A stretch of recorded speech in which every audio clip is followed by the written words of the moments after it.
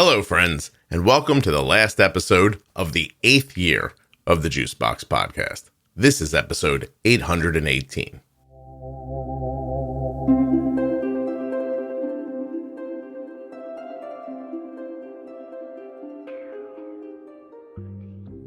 Welcome back, everybody. In this episode of Defining Diabetes, Jenny Smith and I are going to define DKA, diabetic ketoacidosis.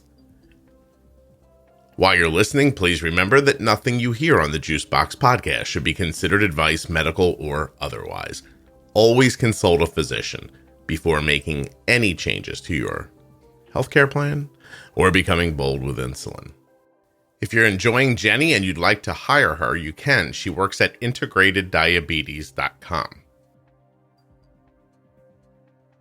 Are you a US citizen who has type 1 diabetes or is the caregiver of someone with type 1?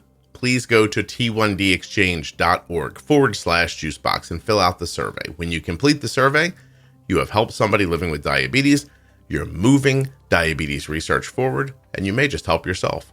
t1dexchange.org/juicebox. I have a little bit of time here, so I'm going to say thank you so much for listening to the 8th year of the Juicebox Podcast. It was absolutely record-breaking as far as downloads go. I can't thank you enough. If you're looking for a New Year's resolution that's achievable, listen to a Juicebox Podcast series. If you're newly diagnosed, find the Bold Beginnings series. Trying to understand what all these words mean?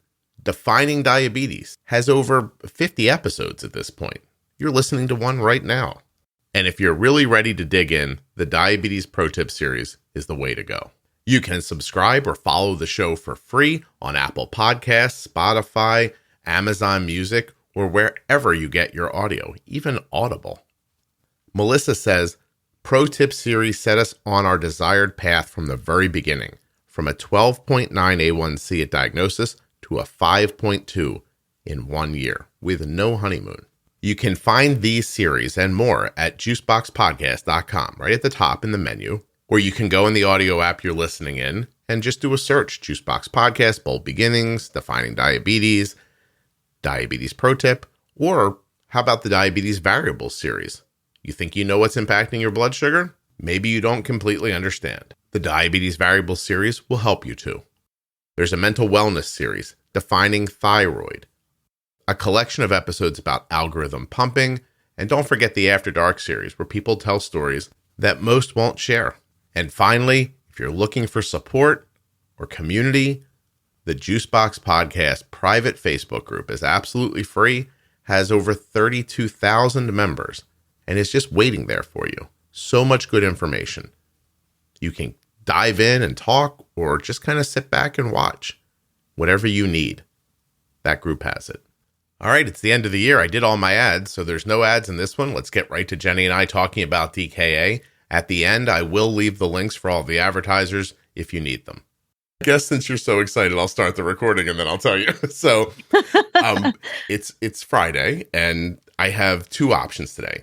We can either record 4 short Defining Diabetes episodes, which would be DKA, MDI, Meet the Need, and maybe something else. Or we could do this one, which I'm not going to be much help on. So that's why I'm asking you first. I'll be able to kick in with oh, I remember doing that. But, I need an episode. The people need an episode about the maths. I shouldn't say it like that, but the maths, setting up basal, carb ratio, insulin sensitivity, the real math behind that. Are you up for talking about that? Or do you want to do the MDIs? Let's do defining something today. That's where my brain is today. I am just. That's what I wanted to know. I didn't want to like spring on you like we're going to have to talk about math now. We'll do it later. The people will get it later. All right. Yeah, no, and it's, I think I entirely agree. I think it's a big piece that, most people are just given these doses and they're like, okay, because that's all they know to say is, okay, I got this new thing, right. So you tell me. And then eventually they learn more and they're like, but why am I using And how do I come up with that number? Like, right. I just see people all the time say, like, they told me this was my insulin to carb ratio, or they told me this was my insulin sensitivity, or whatever. Like, I don't know where they came up with that. So, okay, so if people are hearing this, you're about to hear a Defining Diabetes episode, but I imagine that by the time you hear this, our math episode will be up. So we will have. Yes, we will do. Pick around, you'll find it. Good choice. Thank you. And do you see why I asked you? Because it's definitely more in depth. It is. Yeah, it's mathy and it's Friday. I don't know where you're at. You know what I mean? Yeah, I'm not at that on this Friday. So there you go. That's exactly why. And I think this is an exciting moment because, as Jennifer will tell you, I've never once asked her if she was up for doing what we were doing. I'm always just like, this is what we're doing today. And she's like, all right. So yes. So thank you for asking on this Friday. It seemed important. The other stuff is conversational. Like it isn't to the people listening because they don't have the knowledge, but for us, if to pull the curtain back, I'm going to say in a minute, hey, Jenny, let's talk about, we're going to define DKA, and I'm going to say something, and then before you know it, it'll be 15 or 20 minutes later, and we'll have a clear explanation of DKA in a short conversation because that information's in our head already, and we don't have to we hope that it's clear, right? Well, listen. Better be clear. Have you ever listened to one of our episodes and thought, oh, we should have redone that? No. Of the ones that I have, I've listened to most of them, I think, at least once. And I don't think so. Although sometimes some of the older ones, as we've talked before, I think there's more to some of them now. Yeah. Because of other things that just weren't there to talk about or include previously. Yeah. I'm trying to clean up some of my list right now at the end of the year. And then I assume you and I are going to talk more about adding on to the previous stuff. So, okay. Well, I love the Defining Diabetes series because almost every time I say to you, hey, Jenny, let's define blank today, there's a voice in the back of my head that says, you don't need to do that. People know what that is. But then that's never the case for everybody. Somebody always doesn't know what a CDE is, or, my favorite example is I got a letter one time where the woman was like, I didn't know I was MDI until you told me. Right. But I'd been doing it for years. Anyway, so today, DKA, diabetic ketoacidosis. Yay.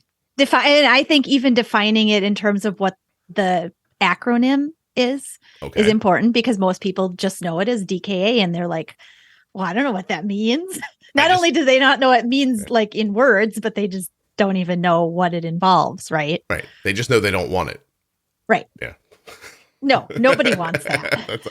I know I don't want it, and I might have to go to the hospital if I have it. And I don't think so. Okay, so let's go through it. Yeah. I'll start with the Mayo Clinic. I like them. Oh, yeah. Okay. Diabetic ketoacidosis is a serious complication of diabetes. The condition develops when the body can't produce enough insulin. Insulin plays a key role in helping sugar, a major source of energy for muscles and other tissue, entering cells in the body. Without enough insulin, the body begins to break down fat as fuel. This causes a buildup of acids in the bloodstream called ketones. If left untreated, the buildup can lead to diabetic ketoacidosis. If you have diabetes or you're at risk of diabetes, learn the word. We know that part. Okay. You want to talk, or you want me to give you the symptoms of DKA? Well, the symptoms I can certainly do, unless you would like to talk about roll through them, Jenny. Let's go. Yeah, absolutely. Some of these can come even if you're not technically in DKA, but are definitely something to consider. Thirst. I always say this is like extreme thirst. Mm-hmm. I still to this day remember how thirsty I was before my mom took me to the hospital. Okay.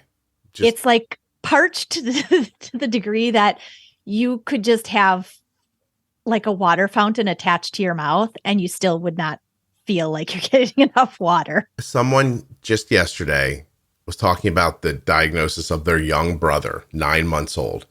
And he said something I don't think I'm ever going to forget. My brother was sucking the liquid out of the wet wipes.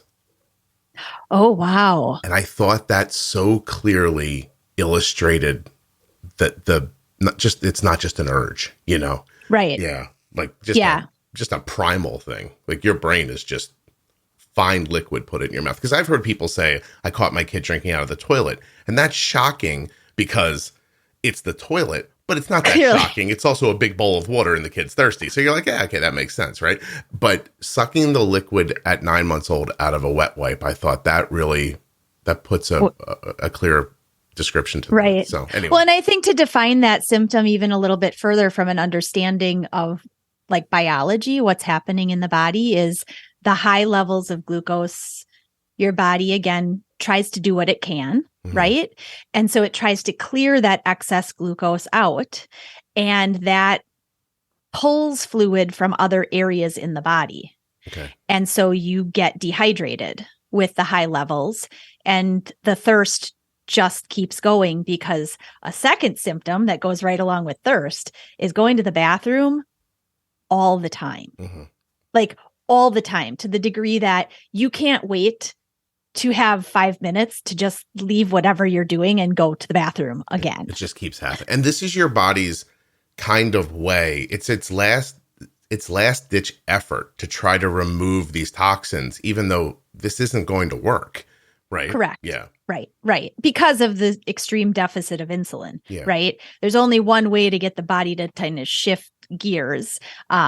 And in the whole grand scheme of things, besides insulin, there are electrolyte imbalances and things that are also going along with the ketoacidosis too, that need to be righted, obviously. Yeah. But definitely thirst and extreme urination.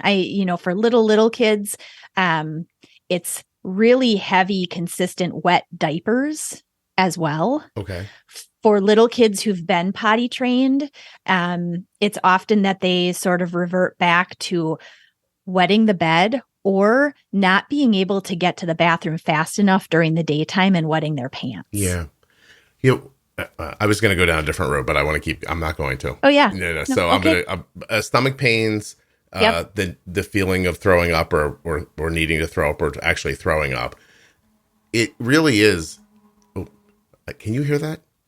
I can't. Fire truck just went by, and I was like, I can't believe you can't hear that. It's just for you. Yeah, that's all. Apparently, sorry. I'm hearing voices, Jenny. This is it. So, shortness of breath, fruity scented breath, which is the thing that finally pushed us over the edge with Arden, and confusion. But now, is the initial DKA at diagnosis and a DKA that you could run into after you're diagnosed and you're getting insulin, they're the same thing, but do they? Oh, yes. But they can present differently because why do I mean that? Because when you're being diagnosed, it's not everybody, but you could be experiencing a slow shutdown of your insulin production. So this thing could come on more slowly. That's a good, I guess, description of the difference, because I remember I was thirsty for a good 2 weeks prior to actually, my mom's like, we're going to the hospital. Right. I was thirsty enough to keep asking my friends for their milk at lunchtime, thirsty enough to stop at the bubbler. There, I'll use a local term, the water fountain in between classes, going to the bathroom in between classes, all of that kind of stuff. I remember also getting up overnight to go to the bathroom. I remember the week before also having thrown up overnight. But, at that like early teen, I didn't really tell my mom, hey, I got sick overnight. It was just, I don't know. It was just whatever it is, the brain at that age. Right. So yeah, all of those kinds of things are a lead up in kids or even adults. Sometimes I think the adults who are diagnosed as type 1 in adulthood, it's even slower progression. Okay. Right. So in the time when you are already diagnosed, though, DKA is more of a, as we've already talked about ketones, right? DKA is more it's a quick development, I guess, for lack of a better way. I hope that makes sense. Well, yeah, that's kind of what I'm saying, is that if you're being newly diagnosed, you might not even be listening to this, to be perfectly honest. This might be something that people only find after they found that they have diabetes. But my point is that if your recollection of it is that it came on slowly, you know, and then you found yourself in the hospital with somebody telling you you have diabetes and you're in DKA, once you're on insulin and your pancreas isn't helping anymore, if you lose your insulin, it's going to happen fast, like, and it's going to be serious quickly. And that changes, you know, I think how you have to handle it. And we have that whole episode about dealing with ketones. So it's why I'm doing this after that one. I wanted to make sure that one was up before this one up. Well, and I think people who also have type 1 in the family, I think this episode is important, just as even reminder of the common symptoms, because some people or kids may present with a few, not necessarily all of these things at one time. So even though you may think you have eyes for watching for this, it's important to still be reminded. Yeah. I think that based on what the doctor said in the hospital and my being able to, you know, look back on the situation, I think if we don't go to the hospital when we do, I mean, I don't know what happens to Arden in the next 24 hours, really. You know, like, she was in a bad way. You know, like they seem surprised that and to feel good about it, they seemed surprised that we got her there conscious. And they said so many kids at this age, because Arden was 2, she's like, they come in unconscious or in comas, you know, like really terrible stuff. And then when they asked, like, how did you know? I said, her breath smelled weird. And then I said that to my wife, and it sort of set off a chain reaction of us, like, brainstorming together for 5 seconds and going, oh God, she has diabetes. Besides the breath, did she also, I know we defined this to the Kusamol. Oh, she had those for sure. Did she have that too? Yep. We were sitting in a vacation home with a full family. It must have been like 16 people there. It was late at night, and we were playing a board game. And Kelly was still in her bikini, I think, in a wrap, like a sarong.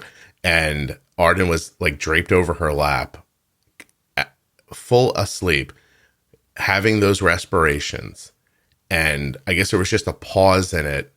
And we just thought she was sick, you know, like, and there was a pause in what was going on. And I don't know why, but I said, hey, I meant to tell you that Arden's breath smelled weird today. And she goes, what do you mean? I said, it was like fruity or maybe metallic. Like, that was what I remember saying. And then she gets this terrified look on her face.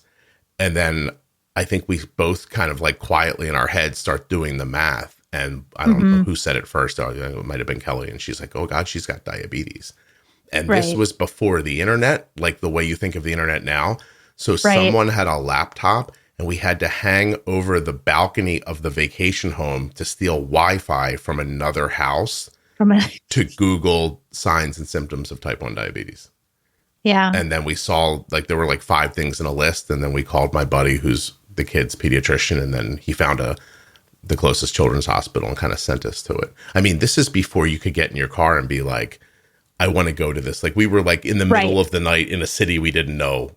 Right. Like driving and hoping you're following the right street to get there. I swear to you, none of you listening who are under a certain age understand that. But, like, we didn't just get in the car and go, go to the hospital, car. And the car was like, okay. It wasn't like that.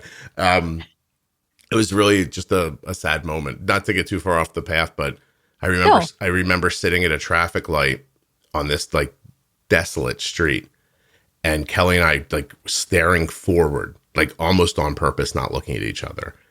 And I said, hey, right now, before we get there, like, she's got diabetes. Like, get yourself right. I was probably talking to myself, but talking to her, you know, I'm like, because this is about to be horrible, you know, and we need to hold it together. We were still pretty young.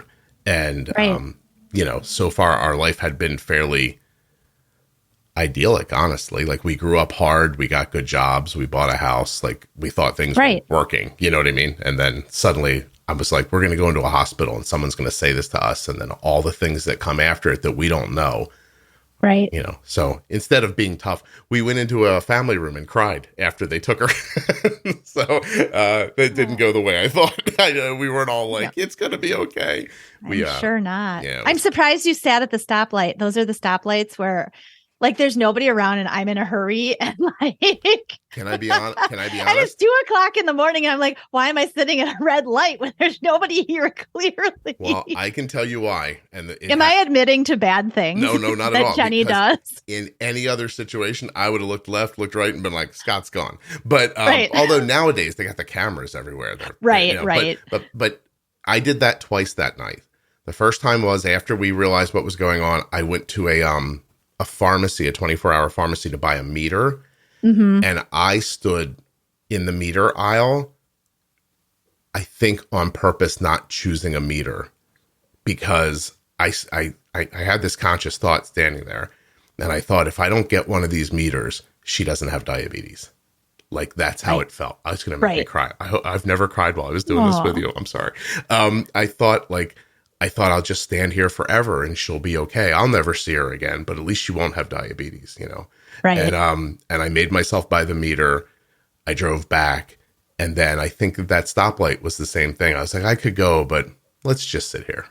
Let's just give it some time before we get someplace and get news that we don't want to get. Yeah. Give me 2 extra minutes of Arden not having diabetes, I think is how it felt at the time. But anyway, that's got nothing to do with DKA, and I need a tissue. Hold on a second. I'm sorry. Well, it does have to do with DKA. Okay. I think it because these are all the things that go along with it, that it's not just defining something. It's important to know that all these emotions and these things, they're going to be there too. Yeah. And that's not wrong. Yeah. It's one of those things that, DKA could happen once you have diabetes. It could happen at any time. You could a bent cannula could send you there. Forgetting, and some people faster than others. Yeah, right. And so when you see these being very thirsty, urinating, stomach pain, throwing up, weak or tired, shortness of breath, or that fruity breath, being confused. Please, first of all, get yourself a ketone meter. There are blood ketone meters. They're way easier than peeing on sticks, and probably.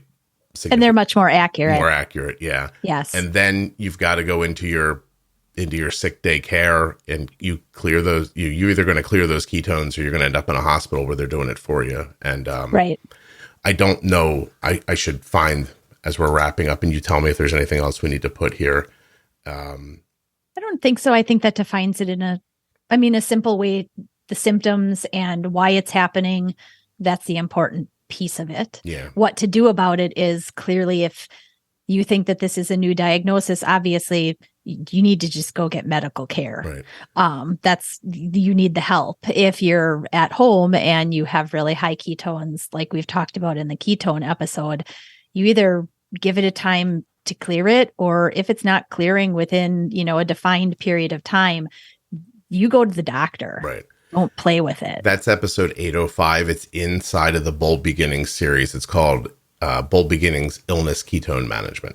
So there you go. Well, Jesus, I have to be honest with you. I didn't think I was going to get upset talking about DKA. You tricked me. That's all right. Sorry. Well, thank you for doing this. I appreciate it. All right. Holy crap. I didn't know I was going to cry. Sorry. Oh, no, don't be sorry. I make people cry all the time, so don't worry about it. I was interviewing a guy yesterday. He got choked up talking about his brother. Next thing I know, I'm like, God damn it, I'm crying. I was like, but he just told this crazy, if you catch it when it comes out, it's going to be an after dark. This guy and his brother they lived hold on, I'm going to stop the recording for a second.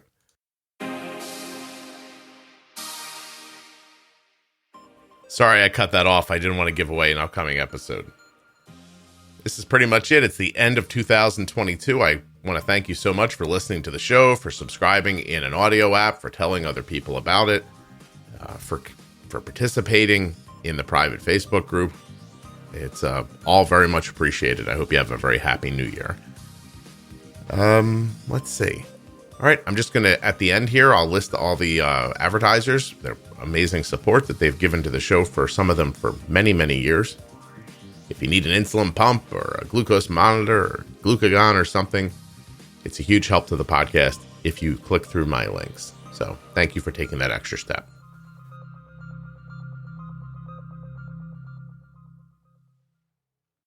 These links I'm about to give you are right on the front page of juiceboxpodcast.com. and they are on every episode page for the specific episodes, meaning like this episode here has a page on juiceboxpodcast.com. Okay, let's go with the first ever advertiser, Omnipod.